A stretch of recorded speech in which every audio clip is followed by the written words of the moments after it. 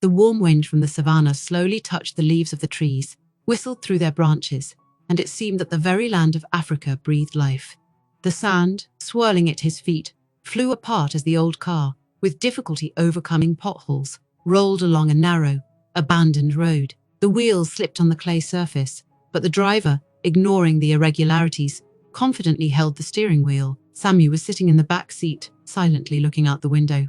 Fields and mountains stretched for miles, and the savannah seemed to merge with the sky, disappearing on the horizon. He grew up here, in the heart of African nature, and knew every corner of his native places. He didn't need to look at the landscapes. He knew them by heart. But today, something else was bothering his soul. In the front seat, right in front of him, sat the gang. The woman who had recently become his stepmother. She was unlike anyone he had known before, not at all like his mother. Tall, slender, with skin the color of burnt earth, the gang radiated confidence and strength. Her long braids were neatly arranged on her shoulders, and her eyes, dark and deep, like lakes on a moonless night, looked straight ahead, into nowhere. Samu couldn't take his eyes off her. It seemed to him that her every gesture, every movement of her hand or turn of her head, attracted his attention like a magnet. She had barely spoken to him since she arrived at their house. Keflila's father was happy. It was enough for Samu not to ask questions. He respected his father, his choices and decisions. But there was something about this woman that made him uneasy, as if there was more to her calm, impenetrable exterior, something that pulled him in spite of all the inhibitions of his mind. They'd been driving for several hours, and the road seemed endless. Samu suddenly realized that he had no idea where they were going. My father said something about a business trip, that they needed to settle some important issues away from their village, but the essence of the conversation slipped from his memory. He was not used to delving into his father's affairs, preferring to keep an eye on the household and his studies. But now, sitting here, next to the gang, far from home, Samu began to feel a tension that he had not known before. Her silence weighed on him, and every kilometer of the road only intensified this feeling. Sometimes she turned her head and glanced at him briefly, as if trying to say something, but she couldn't find the right words. He was silent too. An inner voice told him that now was not the time to speak. It was as if an invisible thread stretched between them, stretched to the limit, but neither of them dared to pull it first. The car braked sharply, forcing her to break away from her thoughts. The driver got out, looked around, then, without saying a word, went to the house that stood on the edge of the road. It was an old house built in the time of his grandfathers. Samu knew his story. A place for meetings, for secret deals and private conversations. My father often used this house when he wanted to be alone or solve problems away from prying eyes, but now the house was quiet. Even the wind seemed to have died down, giving way to something bigger, intangible. Samu got out of the car, and immediately the hot air hit his face. He looked back at the gang, who were also slowly coming out, their movements precise and graceful. She looked at him, and for a split second their eyes met. It wasn't just a look, it was something more. In that brief moment he felt his heart racing. "You know this place well," the gang finally said. Her voice was deep, rich, like thick honey. She did not look at him. Her gaze was fixed on the distance, but Samu felt that she was talking to him for him. He nodded, unable to find the strength to say a word. It seemed that the air between them was electrified. Each of her words awakened something new in him, hitherto unknown. It's always been quiet here. The silence is oppressive, isn't it?" She continued, turning her dark eyes back to him. There was something predatory in that look, but not frightening. Rather, it is alluring. It was as if she was waiting for an answer from him, some kind of confession. But Samu was silent again, trying to keep his distance, although this distance seemed to be getting smaller with each passing moment. They entered the house. It was cool inside, despite the heat outside. The clay walls absorbed the heat of the day, leaving only cool streams of air inside. She had known this house since childhood and had been here more than once, but now everything seemed different, alien, as if even the walls breathed something new. The gang stopped at the window, looking out at the garden that had grown behind the house. She stood in complete silence, only occasionally straightening her long braids. Samu sat down on a low wooden chair, watching her from the shadow cast by one of the pillars. Her silhouette against the bright sunlight seemed almost ephemeral, like a mirage in the desert, but at the same time so real that he was drawn to her like a magnet. He knew he couldn't look at her like that. It was wrong, but he couldn't stop himself. Father. Thinking about him sobered him, reminding him that this was his father's wife. But the gang was not like other women, and Samu felt it all over his skin. She turned to him as if she sensed his gaze, and a faint smile flickered across her face. There was something strange about her, elusive, but at the same time hypnotizing. She came closer, closing the distance between them step by step, her bare feet treading softly on the stone floor. "Your father trusts me." She said softly, as if it were a secret that no one else could hear. "He believes that I can take care of you." Samu felt his body tense up. Every muscle in his body was taut like a string, ready to snap at any second. "But what if I don't live up to that trust?" She continued, her voice almost a whisper. "What if we both fail him?" These words echoed in his mind, and he suddenly realized that he couldn't hold back any longer. Time pulled them together like the currents of two rivers that one day would merge into one. It's been a few weeks since the gang entered into life itself. Their days were filled with the usual routine, working on the land, taking care of the household, solving everyday tasks. But there was something more hidden under this surface. It seemed that every day brought with it an invisible tension that grew and accumulated like a thunderstorm hanging in the air. Kafila's father was still in their house, but he spent more and more time traveling, taking care of things that he had never been interested in himself. All that mattered to him was his home, his personal space, which the gang had now taken over. One evening, Kafila returned home with the news. He said that he had to go on a long trip urgently. The case was related to business, and it required his immediate presence. My father spoke confidently, and, as always, without unnecessary emotions. Samu was not used to asking questions. He just nodded, accepting this news as an inevitable part of their lives. But when he heard his father's words, he felt an inner unease that he had not noticed before. The gang was sitting nearby. Her calmness seemed impenetrable, but Samu felt that she took the news differently. Her gaze lingered on him for a moment, but she didn't say anything. Kefila, having collected the necessary things, said goodbye to them, as always, simply and without unnecessary words. Samu walked him to his car, and, standing on the threshold, watched his father drive away in the dusty distance of the road. When the car disappeared over the horizon, silence settled in the house. Everything has changed since that moment. A week has passed. The days passed slowly like sand in a clock. Samu plunged into his work, trying to distract himself from the thoughts that were circling in his head. He tended the cattle, checked the paddocks, and took care of the plants in the garden. But every time he returned to the house, his gaze involuntarily searched for the gang. Now that they were alone without their father's presence, the tension between them was almost palpable. They rarely spoke to each other. The gang, as always, kept their distance, but their presence was so powerful that it was impossible to ignore it. She moved through the house with grace, as if she didn't notice him, but she knew that every step she took was full of conscious caution. It was as if she always felt him next to her, even when her back was to him. Whenever their gazes accidentally met, he felt a strange excitement that he couldn't explain. One evening, when the sun was already setting and the air was filled with coolness, Samu heard a storm coming. The sky quickly became overcast with grey clouds, which began to spin, menacingly thickening over the house. Thunderstorms were not uncommon in Africa, but this one seemed unusually strong. The air became heavy and humid, the wind increased, and soon the first drops of rain were heard outside the windows. Samu was busy locking the cattle in the pens when gusts of wind began to shake the wooden doors. He raised his head to the sky and saw lightning cutting through the dark clouds, illuminating the savannah for a few moments. The storm was coming fast, and he had to hurry. When he returned to the house, he saw the gang standing at the window. She silently watched the storm break out, not moving. When he entered, their eyes met, and that look was long. Not a word was said, but something in their silence said more than words could express. Samu came closer, and at that moment there was a deafening clap of thunder. The electricity suddenly went out, plunging the house into complete darkness, only occasionally illuminated by flashes of lightning. The rain started suddenly, like a wall. Its heavy drops were pounding loudly on the roof, and the wind was lashing the windows with such force that it seemed like the house was about to fly into the air. Samu made his way to the kitchen table by touch, found matches and lit a candle. The soft light wavered, reflected in her eyes, which continued to follow him with the same intense attention. Everything in that silence seemed different. The silence, the sound of the rain, the dark corners of the room, the flickering light of the candle. All this turned the situation into something almost unreal. Samu put the candle on the table, but instead of leaving, he stayed close, realizing that his feet seemed rooted to the floor. He didn't know what was driving him at that moment, whether it was desire or something more complicated, but he couldn't take his eyes off her figure, illuminated by the faint light. The gang seemed to sense it. She went to the fireplace, where there was a pile of firewood, and began to put it on the hearth. Her movements were slow and smooth, like a beast confident in itself. Samu watched her without taking a single step towards her. It was a strange, almost magical attraction that had fascinated him from the very beginning of their acquaintance. But now, on this night, when they were alone in the dark, it intensified to the limit as the fire in the fireplace began to flare up.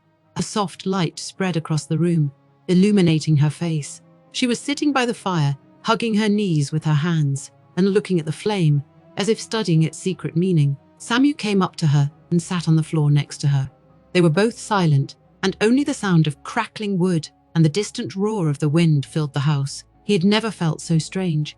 It seemed as if the whole world had disappeared outside these walls, leaving only the two of them in the center of the elements that raged outside.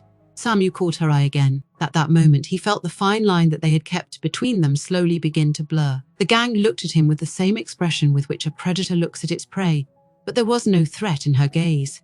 It was something else, perhaps an attraction she'd been trying to hold back for as long as he had. Every moment spent together only reinforced this inevitable connection. Suddenly she got up, but she didn't go far. Her slender figure was illuminated by the fire, and his eyes followed her every move. She walked slowly to the window, and, looking at the raging storm, said softly, almost in a whisper, Storm will wash away everything. Samu did not understand her words, but he felt their meaning. They were on the threshold of something inevitable, and this something defied reason. He didn't know what to do, but at that moment everything seemed unimportant. The world narrowed down to her silhouette, to those short phrases, to the crackle of fire and the distant rumble of lightning. They stood in the dark, surrounded by the sounds of nature and their own silence. It was clear. Something will change soon.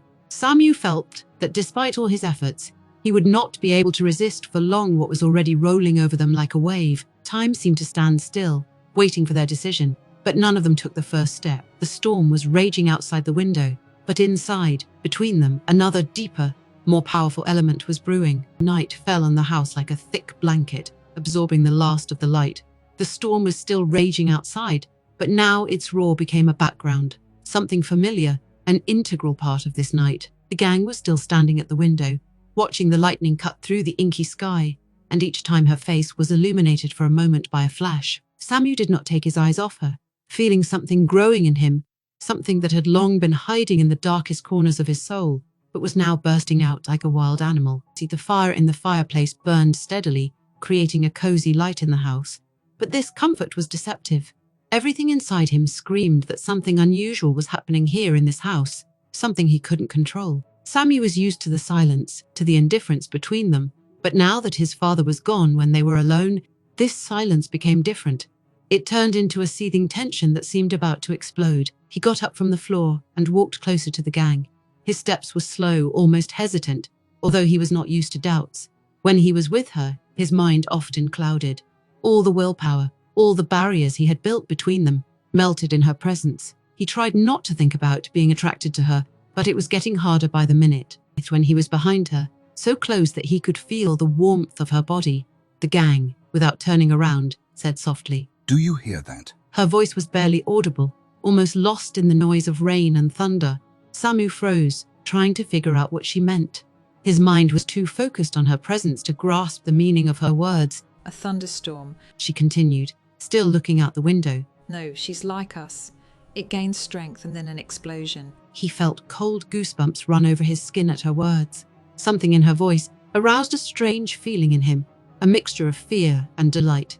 It was dangerous. It's too dangerous. Samu could have moved away, could have broken this moment, but instead he slowly reached out his hand to her shoulder. His fingers touched her skin, and he felt her tense under his touch. It was a barely noticeable gesture, but he felt a warm, almost scalding energy emanating from her body. They both stood motionless. The silence between them became unbearably thick, like a dense spider web entangling them.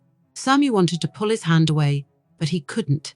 At that moment, he realized that there was no turning back. The gang finally turned slowly towards him. Her face was illuminated by the flickering firelight, and there was the faintest shadow of a smile on her lips. There was a question in her eyes, but she didn't expect an answer. They both knew that this moment was inevitable. Her eyes met his, and there was no fear in them, just a challenge. It was like a duel, where everyone was waiting to see who would make the first move. Samu looked at her without looking away. He felt something growing inside him that he had been trying to suppress for a long time. Everything that had seemed wrong to him before was now just an illusion. His hand was still on her shoulder, but now the touch felt different, more conscious, more meaningful. He didn't know what was driving him, but something inside him took over. The gang slowly raised their hand and placed it on top of his. Her fingers wrapped around his arm, as if locking him in this place, not allowing him to leave.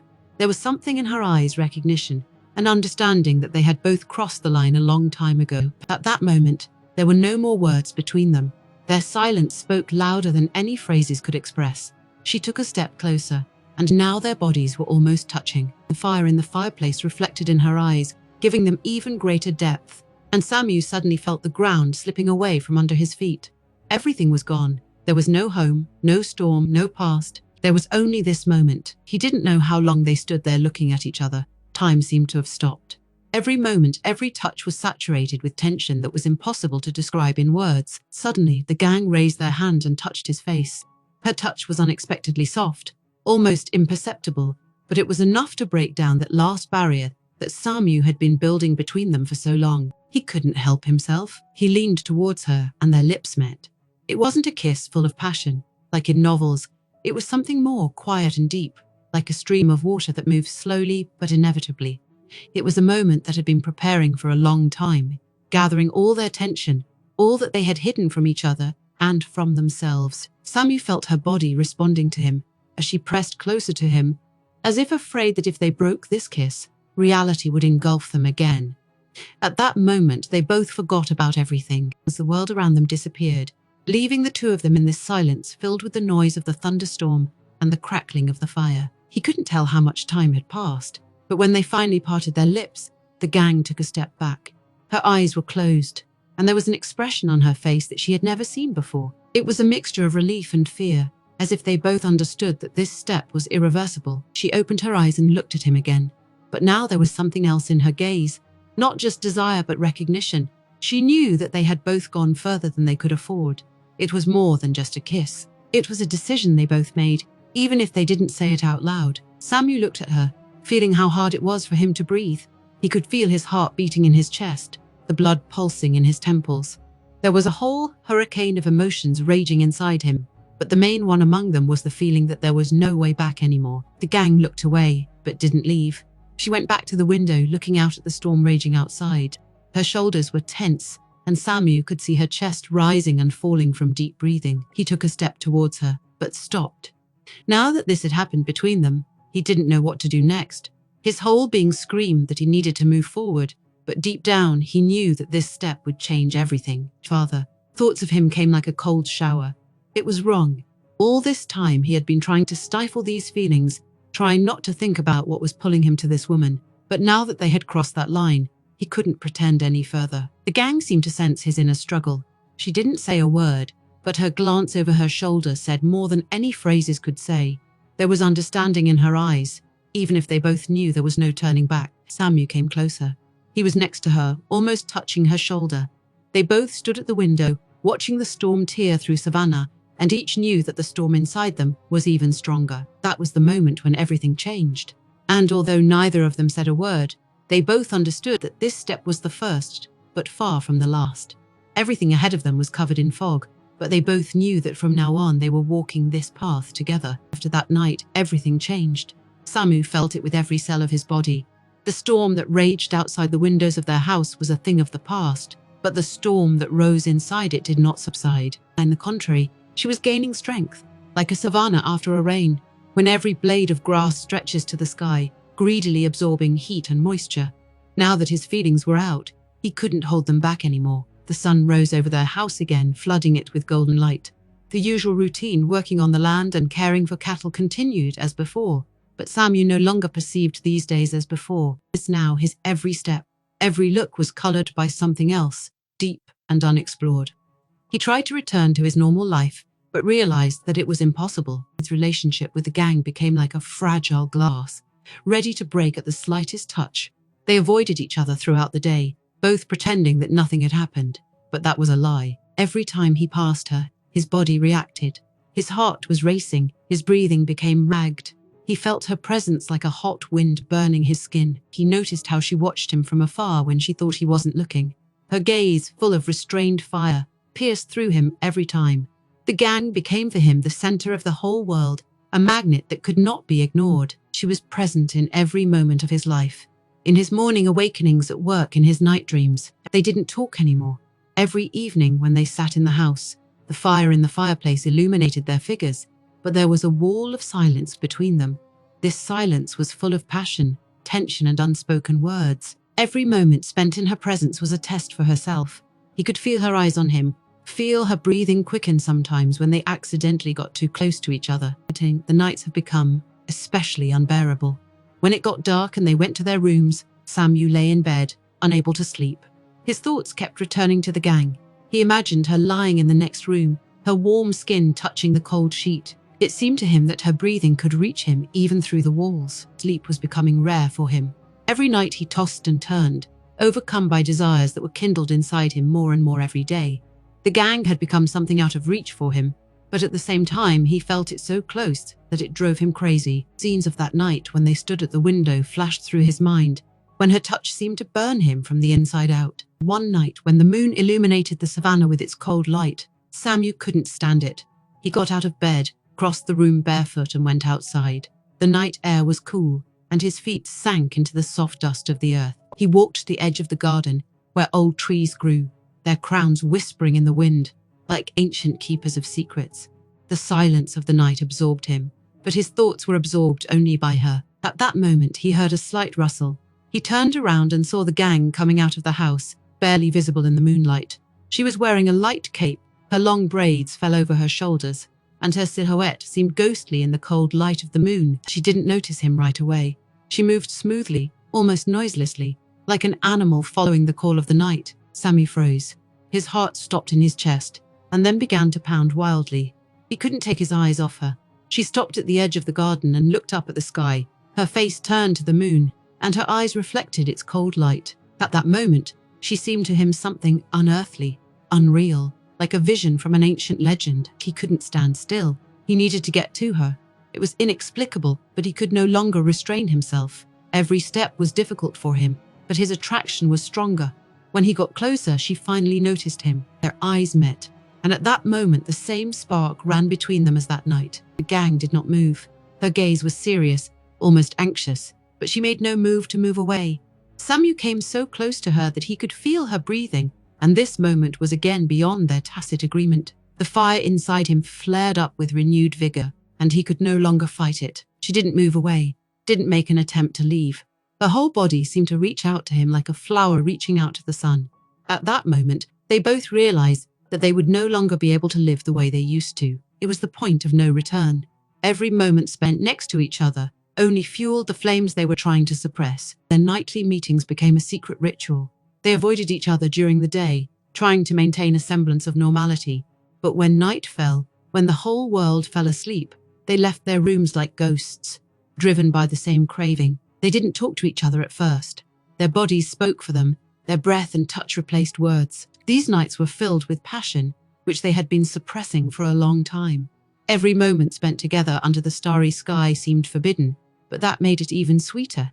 They hid from the whole world, finding solace in the dark. Under the cover of night, they were free from all rules and expectations. They met in different places, sometimes in the garden, among old trees, then by the river, where the water reflected the moonlight, then on a hill from where the entire horizon was visible, there, on the edge of the savannah, where the sounds of the night mingled with the whisper of the wind. They surrendered to their feelings, forgetting about everything in the world. Sometimes they lay together, looking at the stars, listening to the wind rustling in the branches of the trees, and the river flowing slowly in the distance. Their silence was more eloquent than any words. Every time they touched each other, it was like the first time, something forbidden but inevitable. Their passion was a secret that they shared only with each other, and this secret connected them even more. The days passed slowly, as if the world had slowed down, allowing them to enjoy every second. But with each new dawn, Samu felt that their relationship was becoming more dangerous. They both knew it couldn't go on forever. One day the secret will be revealed, and then they will have to face the consequences. But for now, they preferred to close their eyes to the future enjoying what the night gave them. Every time they said goodbye before dawn, the gang would leave first, her silhouette melting into the pre-dawn silence, leaving her alone with his thoughts. He knew that it couldn't go on forever, that one day it would all collapse. But as long as they were together, he didn't care. The passion that united them was their secret, their little world hidden from everyone. And every moment they spent together seemed like a forbidden gift that they had stolen from time. The night plunged Savannah back into its velvet gloom. The moon, usually bright, disappeared behind clouds this time, as if nature itself was trying to hide from what was about to happen. Sammy was already used to these secret meetings with the gang, to the way their bodies found each other in the dark, how their every gesture was filled with restrained desire, ready to tear the world of the familiar to pieces. That night, he left the house before it was completely dark. The air was humid, almost sticky, and it creates the feeling that nature itself was holding its breath, as before a storm.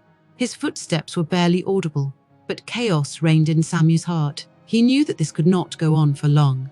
They were playing with fire, and the sparks had already started to fly. He walked through the garden and headed for the old hill behind the village, the very place where they had more than once found shelter under the starry sky. The ground was warm under his feet, even at night, and this contrast with the coolness of the air filled him with vague anxiety. Sammy was sure that the gang was already heading here. Their meetings had become something inevitable, like a ritual that could not be interrupted. When he reached the top of the hill, everything was shrouded in thick fog. The grass was swaying in the wind, creating a slight rustle, and in the distance, somewhere, the cries of night birds could be heard. Samu stopped and looked around. The gang had not yet appeared, and he was left alone, standing on top of the hill, looking at the dark horizon line. As the world around him was quiet, but a storm was raging inside him. Every evening spent with the gang seemed like a sweet, but increasingly bitter forbidden secret. He knew that this mystery was devouring them from within, that they had locked themselves in a cage that they had built with their desires. However, this could not last forever. He stood and waited. Time passed slowly, like pitch, and every rustle seemed to him a harbinger of her coming. And finally, he heard the familiar light footsteps.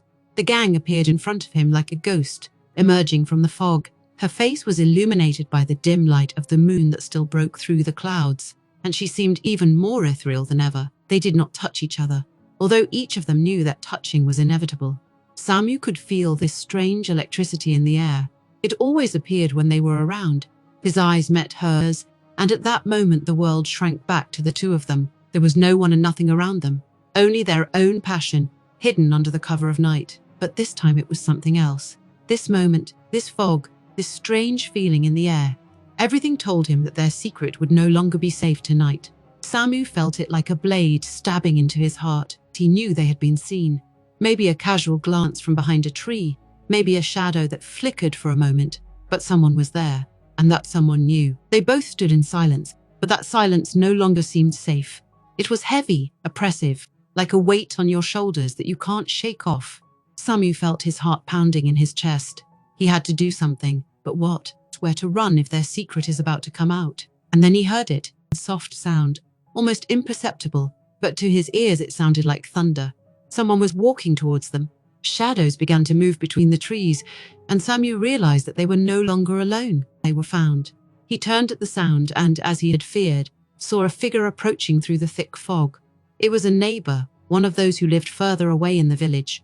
His face was grim, his features distorted by hatred and contempt. Samu froze. This is the end. They were caught red-handed. The neighbor stopped a few steps away from them, his eyes glittering in the dark like the eyes of a predator that has found prey. He didn't say a word, but his look said more than any phrases. There was everything in that look: condemnation, malice, and most importantly, a threat. He knew what had happened between them, and now he had the power. Samu clenched his fists, feeling his blood boil in his veins. His whole being protested against that look, against the fact that they were now his prisoners. The gang stood nearby, her face like a stone mask, which reflected neither fear nor remorse. She knew that their lives had changed at that moment, but she didn't show any weakness. She'd always been strong, and even now, when their exposure was inevitable, her inner flame did not fade. The neighbor slowly turned around and walked back to the village, his steps slow but determined. He knew that everything would change tomorrow. The whole village will know about their secret tomorrow. Tomorrow their names will be on everyone's lips, and no one will give them a second chance. Samu and the gang will remain in people's memory as those who betrayed trust. Samu's father, Kafila, finds out about this, and his revenge will be ruthless. The two of them stood on the hill, watching the figure of their neighbor slowly fade into the fog like a ghost. And at that moment, Samu realized that there was no turning back anymore. Their world was collapsing right before their eyes, like a house of cards that had been built for a long time, carefully hiding from everyone. Silence enveloped them again, but now this silence was different. She was filled with fear, a premonition of inevitable reckoning. Samu and the gang no longer touched each other. They knew that their meetings were over now. Their bond, which had once been a sweet secret, had now turned into a poison that poisoned their lives. They were ready for this moment, even if they pretended for a long time that they could avoid it. The night was almost over, but for them, a new day would not bring relief. They knew that the sun would bring with it only pain, condemnation, and retribution for allowing their feelings to cross the line. Samu felt his body turn to stone again. Anger was building inside him. Anger at himself, at the gang, at the neighbor, at the world that did not allow them to be together. He didn't know what would happen next, but his heart screamed with injustice. He wanted to run, to hide, to disappear, but he knew that it was impossible. Everything will change tomorrow. Their lives will never be the same again. They stood on the hill, silently looking at the slowly fading light of the night. There was only darkness ahead as morning came, but its light did not bring relief. The shimmering of the dawn only emphasized the cold reality that rolled over her like a merciless wave. He sat in his room, looking out the window, but saw nothing but the grey dawn, which slowly, like a lazy monster, devoured the remnants of the night darkness. His neighbor's footsteps still sounded in his head, fading into the fog. These steps now seemed to him a sentence, ruthless and inevitable. He knew it was only a matter of time before they were exposed. The hours dragged on like slow honey, but their secret could no longer remain in the shadows. Too many people had seen, too many rumors were already in the air, and now all this will explode, will fall on them with such force that it will be impossible to stop this flow. Samu got up and walked slowly across the room. His heart was thudding like a hammer on an anvil, and every beat was painful in his chest. He knew that his father would be back today. Waiting for this was like a trap they both fell into. Everything that had happened between him and the gang, all those nights filled with secret passion and sweet pain, now seemed distant and unreal to him, like a dream from which he needed to wake up. The house was empty like a frozen painting. The silence hung in the air, heavy and oppressive. The gang was somewhere nearby, but I wasn't looking for it myself. They both knew that words wouldn't change anything anymore. Their choice was made. Their fate was sealed. Now all that remained was to wait for the end. When the sun finally rose above the horizon, Samu heard the distant roar of an engine. It was a sound that tore through the morning silence like a bell striking. My father was coming back. Samu felt a cold fear shackle his body, and his mind screamed that it was time to act, that he needed to find a way to escape, but his body would not obey. He was standing at the window, looking out at the dusty road, where an old car was slowly approaching. The wind kicked up dust, creating the illusion of a storm, but the real storm had been raging inside him for a long time. The car stopped at the house and Kafila got out. My father looked the same as always, with the same confidence in every movement, with the same impenetrable expression on his face.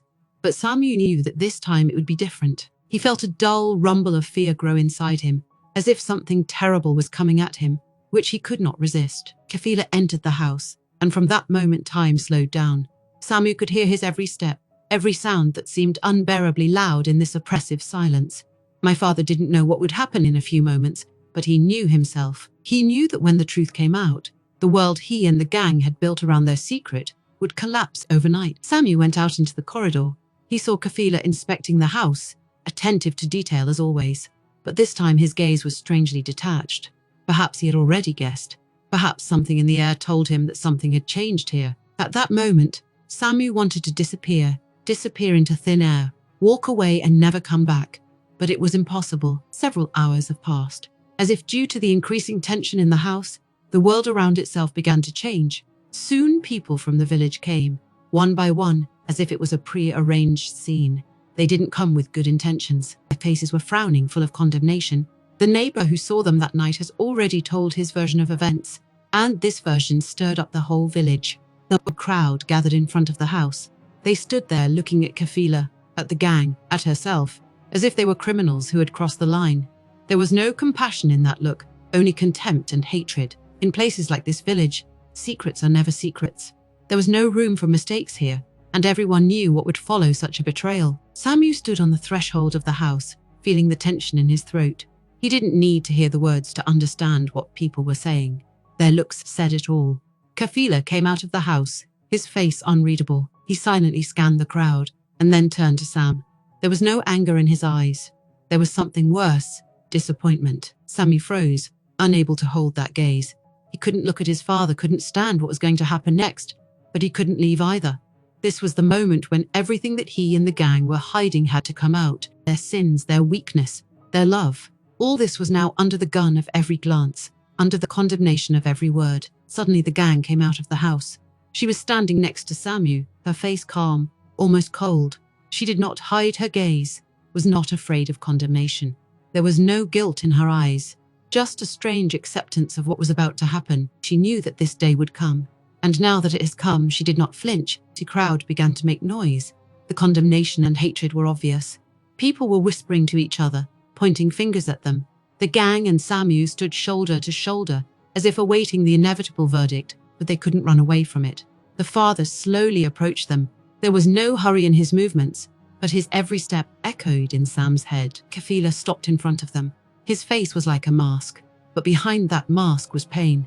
He looked at his son, then at the gang, and his gaze was full of disappointment. He knew that he had lost something important, something that could not be returned. Time seemed to have stopped. Samu stood there, feeling the whole world crumble around him. All his feelings, all his aspirations, his love for the gang, none of that mattered now. They were exposed. Their lives, their secret nights, were all meaningless in the light of what lay ahead. My father didn't say anything. He just turned around and left. It was the hardest blow. Anger would be easier to bear than this cold silence, this renunciation. Samu felt something break inside him, as if some important part of himself had disappeared from his life with his father's departure. And the crowd dispersed. People left one by one, leaving them alone in front of the house. The gang didn't move. She was standing next to Samu. Her face was still calm, but the same storm was raging inside her as it was inside him. They both knew that everything would be different from now on. Their lives will never return to the state they were in before. When the last people disappeared over the horizon and silence covered Savannah again, Samu realized that this was the end, but not the end he had once thought of. It was the end of their secret love, the end of their world, which they had built on false foundations. Now they could only accept their fate. They were both looking into the distance, beyond the horizon, where the sun was slowly sinking. A day full of pain and loss was coming to an end, but the night would bring them no comfort. Now they were doomed to live with the consequences of their actions.